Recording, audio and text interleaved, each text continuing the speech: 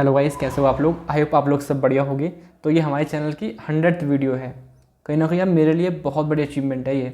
पता नहीं क्योंकि यार अभी मेरे मेरे कंट्रोल में क्या है। मेरे कंट्रोल में तो सिंपल वीडियो बनाना है ना, कि मैं लगातार वीडियो बनाऊं। और अगर आपको बताऊं, लास्ट 51 वीडियो के बीच में एक भी गैप नहीं है। स्टार्टिंग की जो 40-50 वीडियोज़ थी, ठीक है, उसमें गैप था। कभी कभी 2 दिन में, 3 दिन में, कभी कभी लंबा लंबा गैप आ रहा था। तो वहाँ मैंने डिसाइड किया, अगर मुझे ये काम करना है तो यार अच्छे से करता हूँ, कुछ समय तक अच्छे से करता हूँ, फिर देखा जाएगा रिजल्ट क्या होता है। ठीक है। एंड उस दिन से मैंने एक भी दिन की छुट्टी नहीं मारी। 51 वीडियोस लगातार अभी चल रही हैं। ठीक है। और काफ़ी बड़ी मेरे लिए अचीवमेंट है कि मैंने 100 वीडियो बना ली। ठीक है। अब हम स्टार्ट करते हैं यार, आगे भी ऐसे काम करते रहेंगे। ठीक है। Fatty acid synthesis. ठीक है, चलो स्टार्ट करते हैं। तो बहुत इंपॉर्टेंट है, आराम से समझेंगे हम लोग। हमारी बॉडी के अंदर फैट कब बनता है? हमारी बॉडी के अंदर फैट जब बनता है जब हम बहुत सारा खाना खा लेते हैं, है ना। ग्लूकोज का लेवल बढ़ जाता है तो क्या बनता है? फैट बनता है, फैटी एसिड बनते हैं, उससे फैट बना लेंगे, है ना। तो मतलब ये समझ हमको आता है कि हम बहुत खाना खाते हैं, मोटे हो जाते हैं, बिकॉज हमारी बॉडी में फैट बनने लगता है, खाना स्टोर होने लगता है। ठीक है। तो ये बात समझ में आ रही, फैट कब बनेगा? जब मेरी बॉडी के अंदर इंसुलिन बढ़ेगा। इंसुलिन कब बढ़ता है? जब ग्लूकोज बढ़ता है, जब मैं खाना खाता हूँ। ये तो कॉमन सेंस है। ठीक है। इसको मैं डीनोवो क्यों बोलता हूँ? बिकॉज एकदम फ्रॉम बिगिनिंग, फ्रॉम वेरी एकदम स्टार्टिंग से कुछ नया बनाएंगे हम, है ना। चलो देखेंगे। तो अब स्टार्ट करते हैं। तो एक सेल है आपका यार, ये आपका एक सेल है। ये आपका ग्लूकोज है। आपने खाना खाया, ग्लूकोज, है ना। ग्लूकोज आपकी कहाँ गया? आपके सेल के अंदर गया, साइटोप्लाज्म में। आपने बहुत सारा खाना खाया, बहुत सारा ग्लूकोज, बहुत सारा है बॉडी में। ठीक है। अब क्या हुआ? ये ग्लूकोज किस में कन्वर्ट होता है बताओ? पायरुवेट में, ग्लाइकोलिसिस, है ना। और फिर कहाँ जाएगा? माइटोकॉन्ड्रिया में। किस में कन्वर्ट हो जाता है? जाके एसिटाइल कोएंजाइम में, लिंक रिएक्शन। और ये फिर किसके अंदर एंटर करता है बताओ? टीसीए के अंदर। और सिट्रेट, आइसोसिट्रेट, अल्फा कीटो, मतलब at the end of the day क्या बनेगा? बहुत सारी क्या बनेंगी बताओ? बहुत सारी क्या बनेंगी? एटीपी बनेंगी। ठीक है। ये तो जनरल, ये तो सिंपल सी बात है। अब क्या हुआ? जब एक इंसान बहुत सारा ग्लूकोज खा लेगा तो बहुत सारी एटीपी बन जाएंगी यार। कलर चेंज करता हूँ। बहुत सारी एटीपी बन जाएंगी, है ना। तो ये एटीपी क्या बोलेंगी? भाई मैं बन चुका हूँ बहुत, अब मुझे इतनी एटीपी नहीं बननी है। तो एटीपी जाएंगी जाएंगी जाएंगी और एक एंजाइम को इनहिबिट करेंगी, है ना। इसको रोकेंगी। क्या है ये? आइसोसिट्रेट डिहाइड्रोजिनेज को रोक दिया, है ना। अब ये रुक गया। अब क्या होगा? आपका आइसोसिट्रेट कन्वर्ट नहीं हो पाएगा अल्फा कीटोग्लूट्रेट में। ठीक है। तो आइसोसिट्रेट का लेवल बढ़ने लगेगा। मैं क्या बोल रहा हूँ, मेरी बात समझ में आ रही है ना। ये बढ़ने लगा। अब ये स्टेप आपका रिवर्सिबल है, तो आपका सिट्रेट बढ़ने लगा। मतलब at the end of the day क्या हुआ कि हमारी बॉडी में इतनी एटीपी बनने लगी कि एटीपी ने बोला भाई और नहीं बनना मुझको, अब क्रैब साइकिल तुम रुक जाओ। तो क्रैब साइकिल रुकी जाके और आपका सिट्रेट का लेवल बढ़ गया। सिट्रेट बढ़ गया। अब ये सिट्रेट क्या हुआ? अब ये सिट्रेट क्या हुआ? आपके माइटोकॉन्ड्रिया से बाहर आ गया, है ना। आपके दिख रहा है ना यार, माइटोकॉन्ड्रिया से, ऐसे दिखाता हूँ देखो, आपके माइटोकॉन्ड्रिया से बाहर आ गया। और बाहर आते ही एक एंजाइम ने इसको तोड़ दिया। अब मुझे बताओ सिट्रेट बना किस किस से था? आप बोलोगे सिट्रेट बना था ऑक्सोलोएसीटेट और आपका एसिटाइल कोएंजाइम ए जोड़े थे, सिट्रेट बना था। अब तोड़ेंगे तो क्या अलग हो जाएगा? वही एसिटाइल कोएंजाइम ए अलग और ऑक्सोलोएसीटेट अलग। ठीक है। अब थोड़ी देर ऑक्सोलोएसीटेट में देख लेते हैं। ऑक्सोलोएसीटेट आपका मैलेट में कन्वर्ट होगा और मैलेट वापस से पायरुवेट में, और वापस से वो अंदर चला गया, वापस से वो अंदर चला गया। ठीक है, समझ में आ रहा है। लेकिन ये वाला इंपॉर्टेंट मैंने क्यों बताया? क्योंकि ये वाला जो स्टेप है ना, मैलेट कन्वर्ट इनटू पायरुवेट, वहाँ बनता है आपका NADPH। NADPH ये बहुत इंपॉर्टेंट है। मैं बोलूँ आपसे कि फैटी कुछ बनाना है मेरे को, भाई आपको कुछ मैन्युफैक्चर करना है तो आपको कुछ रॉ मटेरियल या फिर कुछ रिक्वायरमेंट्स तो चाहिए ना।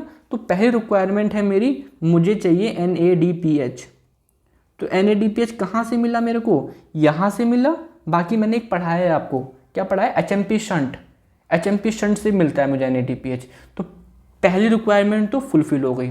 दूसरी रिक्वायरमेंट चाहिए मुझको साइटोप्लाज्म में एसिटाइल कोएंजाइम में। अब मुझे बताओ क्या वो आ गया? अरे क्या हो गया?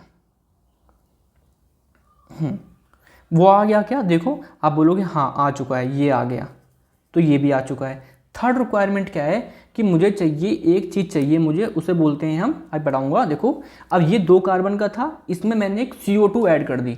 अब CO2 जब ऐड करते कौन सा विटामिन आता है? आप बोलोगे बायोटीन। तो कमेंट है मुझे लिख के बताना बायोटीन कौन सा विटामिन है ना। B1 B2 B3 में कौन सा विटामिन है? B6 है, B7 है, कौन सा विटामिन है? बायोटीन। बहुत आसान सा क्वेश्चन है, बताना। ठीक है। तो एक CO2 इसमें ऐड हो गई, CO2 भी एक कार्बन है, क्या बन गया गाइज आपका मेलोनिन कोएंजाइम ए, 3 कार्बन का, ये 2 कार्बन का था, एक CO2 आई, क्या बन गया 3 कार्बन का।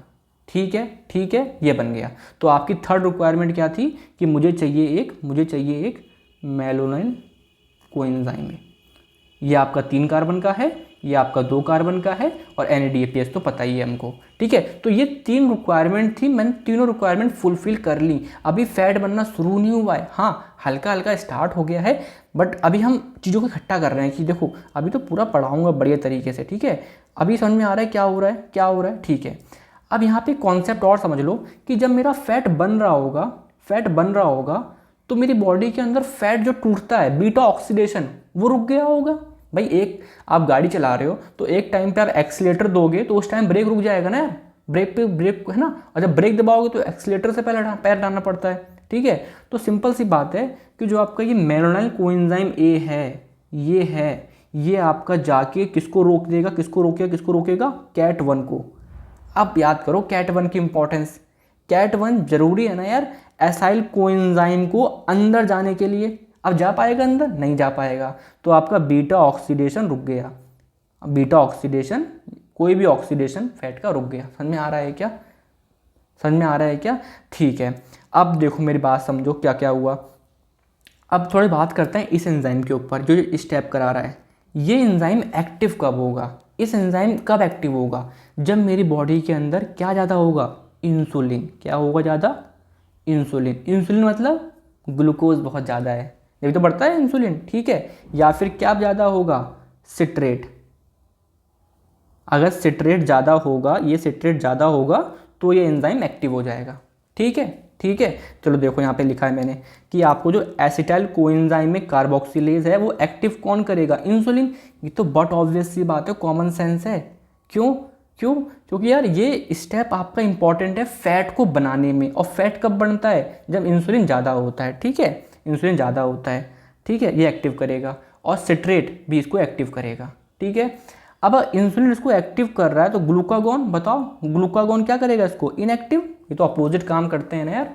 ग्लूकागॉन मतलब क्या है? ग्लूकोज कम है भैया, ग्लूकोज कम है, फैट बनाओ मत, फैट तोड़ो। ठीक है, हाँ। अब लॉन्ग चेन फैटी एसिड, भाई फैटी एसिड बोलेंगे क्योंकि ये लोग क्या बनाएंगे?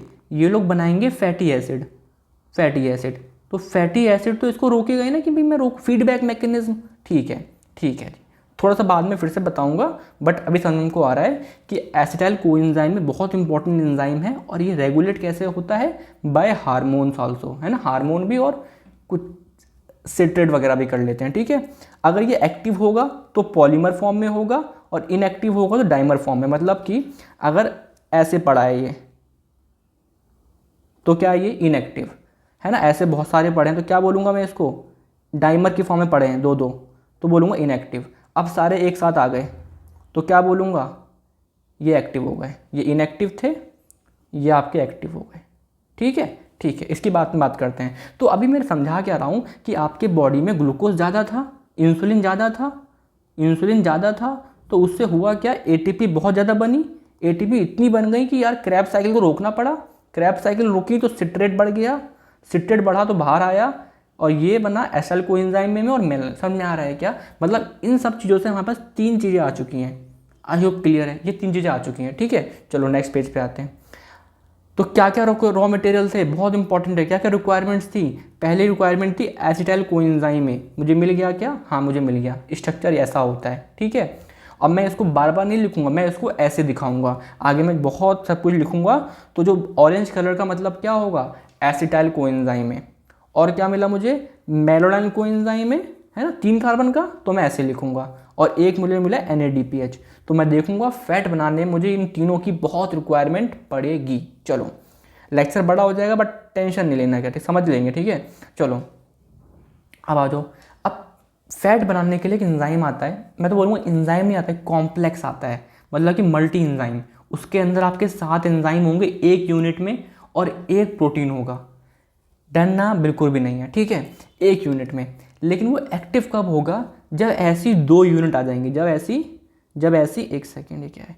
जब ऐसी 2 यूनिट आ जाएंगी, मतलब अगर मैं पहले एक यूनिट को समझाऊँ आपको, मैं विश्वास दिलाता हूँ कि मैं आपको समझा दूंगा, ये जो टफ टॉपिक मैं समझा दूंगा, बट आपको पूरा लेक्चर देखना है, कहीं भी ये नहीं समझना कि अभी समझ में नहीं आ रहा, आखिर तक आ जाएगा। ठीक है, चलो। तो एक सब यूनिट क्या है, दिखने में कुछ ऐसी है, KS, AT, MT, DE, ER, KR, ACP, थायोस्टेस। नाम याद नहीं करना है, मैं आपको याद करा दूंगा, आखिर तक आप बोलोगे समझ में आ गया, याद तो हो ही जाएगा। ठीक है, तो एक सब यूनिट दिखने में कुछ ऐसी है, एक सब यूनिट दिखने में कुछ ऐसी है, जिसमें से ये सब क्या है, ये इंजाइम्स हैं, ये जो हैं आपके, ये इंजाइम है, सिवाय इसके ये आपका एक प्रोटीन है, एसाइल कैरियर प्रोटीन, ये प्रोटीन है, बाकी सारे क्या है, एंजाइम है। ठीक है, तो आप कितने एंजाइम है गिनो, 1 2 3 4 5 6 7, और एक क्या है, प्रोटीन। तो एक सब यूनिट में 7 एंजाइम है, 1 प्रोटीन है। ठीक है, अब कोई सीक्वेंस से लगे हैं ये। ठीक है, मतलब जो स्टार्टिंग के 3 हैं ये क्या करेंगे, कंडेंसिंग यूनिट क्या होती है भाई, मैंने पढ़ाया ही नहीं है प्रोसेस, अभी रुको तो देखो, लिख के लाया हूँ ना, पूरा समझाऊंगा ना, अभी थोड़ा रुको। ठीक है, और रिड्यूसिंग यूनिट होगी और एक रिलीजिंग यूनिट होगी, छोड़ दो। ठीक है, लेकिन ये अकेला एक्टिव नहीं है, एक इसका ऐसा एक और लेके आओ, तो एक और लेके आए, सेम है ना, KS, AT, MT, DE, ER same है, तो अब ये 2 हो गए।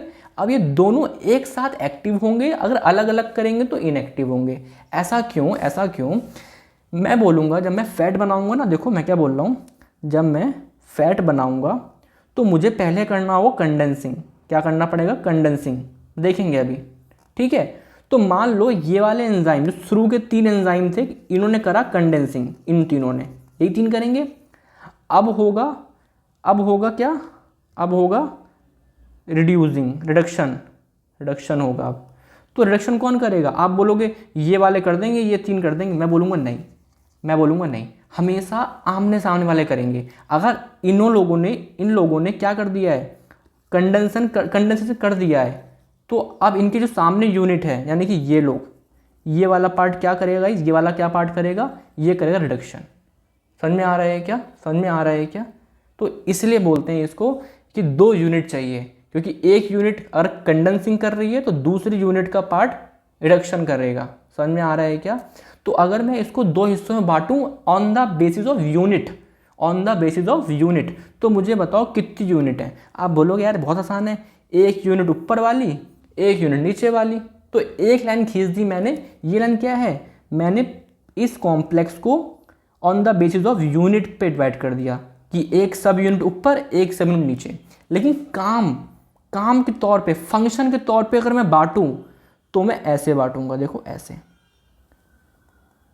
ऐसे बांटूंगा, क्योंकि पहले ये लोग काम करेंगे, फिर इसके सामने वाले काम करेंगे, कभी बगल वाले काम नहीं करेंगे। हाँ, अगर ये वाले काम कर रहे हैं तो ये वाले काम करेंगे। समझ में आ रहा है क्या, नहीं आ रहा कोई दिक्कत नहीं है। ये वाला पार्ट मैं फिर से बताऊंगा और आप बोलोगे मज़ा आ गया, सच बता रहा हूँ, है ना, मज़ा आ जाएगा, बस सपोर्ट करना, आखिर तक देखना। ठीक है, चलो अब स्टार्ट करते हैं। चलो, अब मैं क्या बोल रहा हूँ, मेरी बात समझना। ये देखो, हाँ, ये क्या है मेरा, इसके अंदर मेरे 7 एंजाइम हैं, एक प्रोटीन आपको दिख ही रहा है, सारा कॉम्प्लेक्स इसके अंदर है।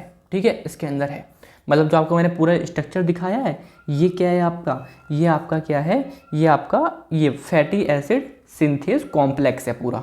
ठीक है, चलो अब क्या हुआ, पहला एक चीज़ आई, ये ऑरेंज वाला क्या था, बताओ क्या था ऑरेंज वाला, एसिटाइल कोएंजाइम ए आया, 2 कार्बन का आया, और जाके लग गया ACP पे, जाके लग गया, है ना, ACP पे जाके लग गया, प्रोटीन जाके लग गया। ठीक है, खुशी। अब क्या हुआ, ये जो आपका एसिटाइल कोएंजाइम ए था, इसको यहाँ से यहाँ ट्रांसफ़र कर दिया, मतलब इस ग्रुप से इस ग्रुप में ट्रांसफ़र कर दिया। आप बोलोगे ये क्या है, सिस्टीन, कुछ नहीं, अमीनो एसिड है लास्ट में। ठीक है, हाँ, अब क्या हुआ, एक और चीज़ आई आपके, क्या, मेलानाइन कोएंजाइम में, ये आया मेलानाइन कोएंजाइम ए, ये जाके ACP के पास जाके लग गया, ये 3 लग गए, है ना, 3 लग गए आके। अब क्या हुआ, ऊपर जो ये एसिटाइल कोएंजाइम ए था, ये अब नीचे आएगा, और जैसे ये नीचे आएगा तो एक ये वाला हट जाएगा, और कितने बचेंगे, 4। आप बोलोगे हट गया कहाँ, CO2 की फॉर्म में गया, CO2 की फॉर्म में देखो गया। तो आप देख रहे हो क्या हुआ, जो मैंने ये स्टेप्स कराए आपके 4, इसमें चीज़ें क्या कंडेंस हुई, दिख रहा है क्या, कंडेंस कम हुई एकदम, 5 थे 4 बचे, एक आपका CO2 की फॉर्म में निकल गया। अगर आप स्ट्रक्चर देखो, इसको पूरा खोल के देखो, तो ये वाला जो पार्ट है स्टार्टिंग में, ये कौन सा पार्ट आया है, मेलोनाइल से आया है। और जो आखिरी वाला ऑरेंज वाला पार्ट है, ये कहाँ से आया है, एसिटाइल पार्ट आया है। समझ में आ रहा है क्या? अब इन एंजाइम का नाम देते हैं, चलो चलो नाम देते हैं। तो यहाँ पे क्या ट्रांसफ़र हुआ है, आप बोलोगे एसिटाइल। किस पे ट्रांसफ़र हुआ है, एसाइल, ठीक है। तो क्या बोलोगे, एसिटाइल ट्रांस एसाइलेज एंजाइम का नाम। क्या बोला मैंने, AT, ठीक है। फिर से वो ये, क्योंकि ये यहाँ से यहाँ ट्रांसफर, सेम एंजाइम, ठीक है। अब क्या आ गया बताओ, इसका नाम क्या है, मेलोनाइल। तो क्या नाम बन जाएगा एंजाइम का, बताओ क्या बन जाएगा, मेलोनाइल ट्रांस एसाइलेज आ गया। तो यहाँ पे ये आ गया, ठीक है। अब क्या हो रहा है, अगर आप स्ट्रक्चर देखोगे तो एक कीटोन बन रहा है। क्या बन रहा है, कीटो।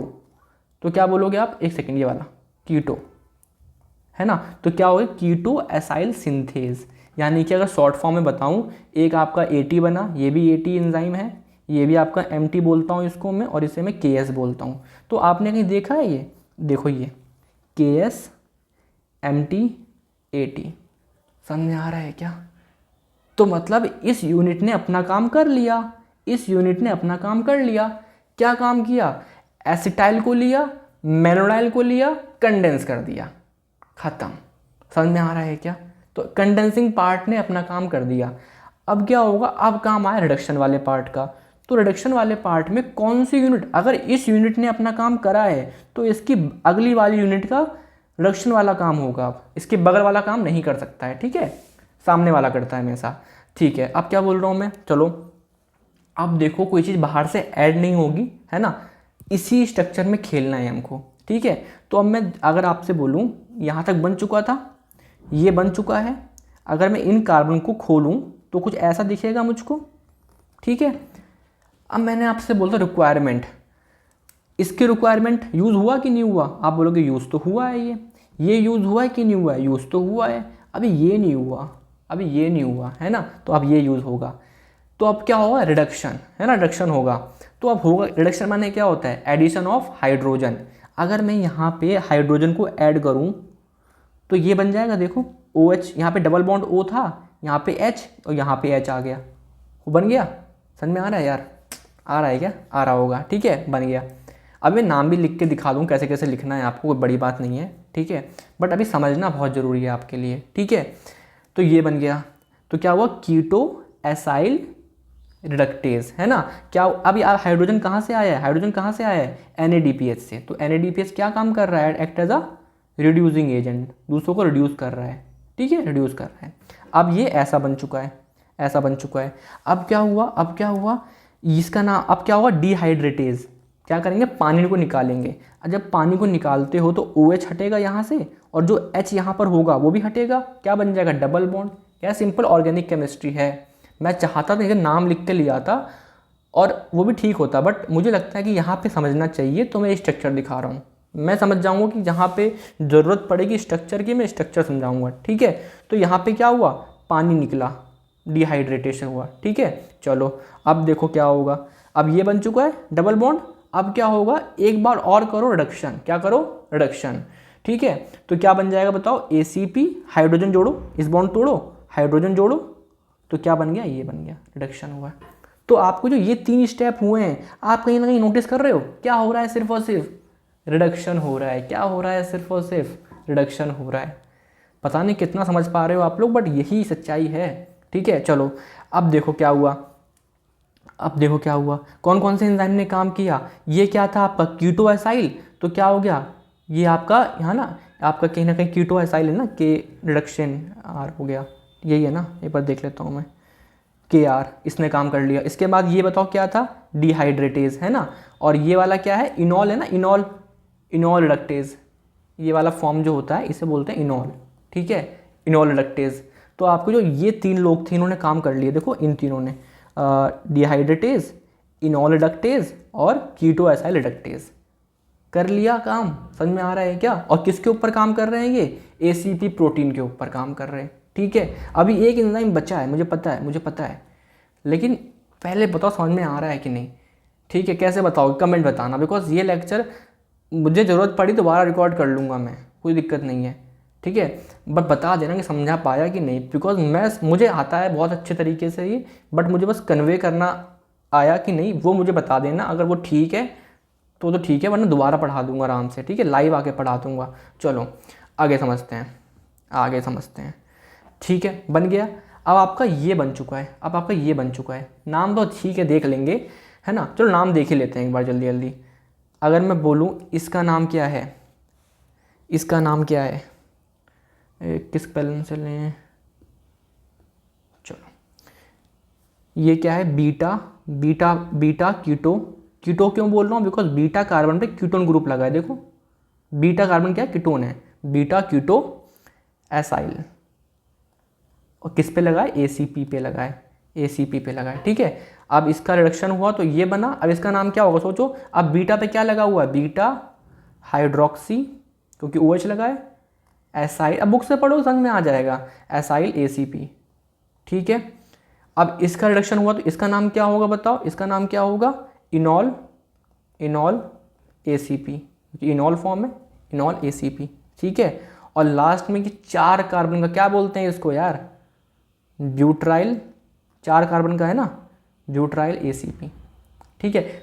स्टूपिडनेस, कोई मतलब नहीं है इन सब चीज़ों का, एग्जाम में बहुत कम आता है टॉपिक से, क्योंकि टफ होता है यार, नहीं देते एग्जाम वाले भी, ठीक है। चलो समझो, बन गया मेरे पास 4 कार्बन का, ठीक है। अब क्या होगा, दोबारा से पहले वाले स्टेप होंगे। ये मान लो ये बन चुका है, ये यहाँ पर आया, ठीक है। अब इसको फिर से ऊपर ट्रांसफर करेंगे, और बाहर से ये पिंक वाले क्या थे बताओ, एक सेकेंड, ये पिंक वाले क्या थे, आप बोलोगे मेलानाइल कोएंजाइम में, इसको यहाँ पे ऐड करेंगे और फिर से इसको नीचे लाएंगे, और एक इसको CO2 को बाहर कर देंगे। दिख रहा है आपको, CO2 को बाहर कर दिया तो कितने हो गए, अब 6 हो गए। अगर मैं 6 हो गए गिनाऊँ आपको, ये 2 कहाँ से आए, आप बोलोगे एसिटाइल से आए। ये 2 कहाँ से आए थे, पहले पढ़ा था हमने, मेलानाइल से आए थे। और ये दोनों भी कहाँ से आए, मेलानाइल से आए, ठीक है। समझ में आ रहा है क्या। अब इसके बाद हम लोग ये कुछ स्टेप करें रिडक्शन वाले, रिडक्शन डिहाइड्रेटेज, फिर रिडक्शन, और आपका कुछ ऐसा बन जाएगा, है ना। समझ में आ रहा है आपको। तो आपके कितने बन गए, 6 बन गए। अब वापस से करेंगे, फिर 2 जोड़ लेंगे, फिर 2 जोड़ लेंगे। तो मान लो आप पे एक पाल्मेटिक एसिड है, 16 कार्बन का फैटी एसिड है, तो कितने स्टेप होंगे, आप कितनी बार होंगे, पहले स्टेप में आपके 4 जुड़ते हैं। देखो पहली बार में आपके 4 जुड़ते हैं, और फिर उसके बाद हर स्टेप में हर बार 2 2 2 2 2 और 2। तो कितने स्टेप हुए, 1 2 3 4 5 6 7 स्टेप्स हुए, 7 बार घूमे, मतलब साइकिल हुई, ठीक है। तो आपका कुछ ऐसा बन गया। अरे समझ में आ रहा है क्या, पहले स्टेप में आपके 4 जुड़ गए थे, फिर हर बार 2, समझ में आ रहा है क्या, ठीक है।